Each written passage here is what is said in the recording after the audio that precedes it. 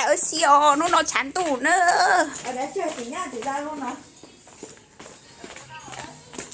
Năng ra. Ra luôn. Chị ngay ở đấy. Mỗi xin cả lũ rùa. Nhá. Ê, to tuổi, mong lũ rùa, ê, đeo khẩu trang, không khẩu trang đeo. Không đeo nè. Bay ổng mà đeo. Ê, chị tóc tè.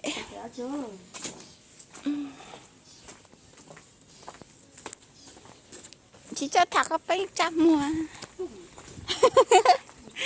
Cho đầu thạc có bánh cho dù ơi, dù tôi khê tiền này chị thạc có bánh kìa. Cho to thêm mất rồi. Nè. Nên tụi nó mà tức mỗi khi tao chẳng chỉ lo tao kể mà trội vô cá. Nè. Chị học hát cho à. Chị có hát cho nhớ tốt cơ. Bây lúc hát cho tốt. Tỷ tan cho lúc cho có tôi hỏi lấy tan cho. Tỷ nè. Cái gì mà có cho lên cái lỗ chi kia cho hỏi mà. Tao kia nè. Bỏ là đá, bỏ tôi gì tao xóa.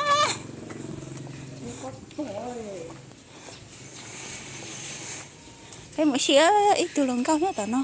Tôi là con món lò.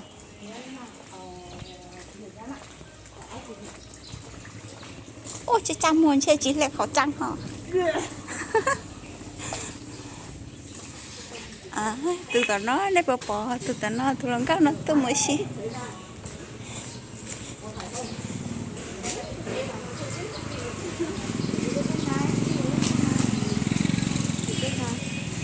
Để bé ngựa xì hợp chưa?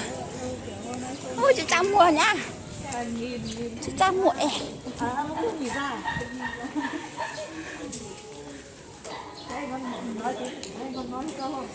bé ngựa xì hợp chưa?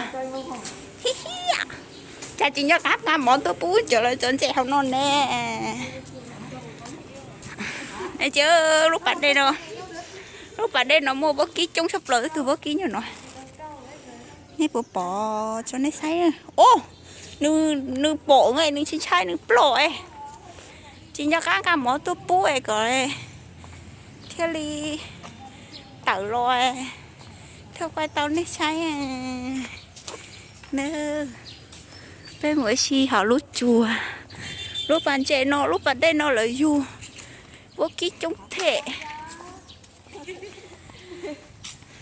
Nó lợi dù bố ký chống cha.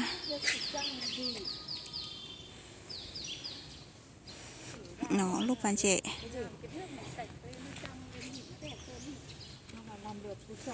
Tụi nó nữa. Cho nên sai rồi. Nó chỉ chán tôi mà muốn thay đuối giống chốc lử.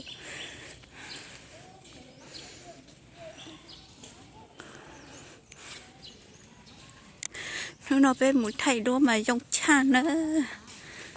Nên giờ là chờ ít chân tông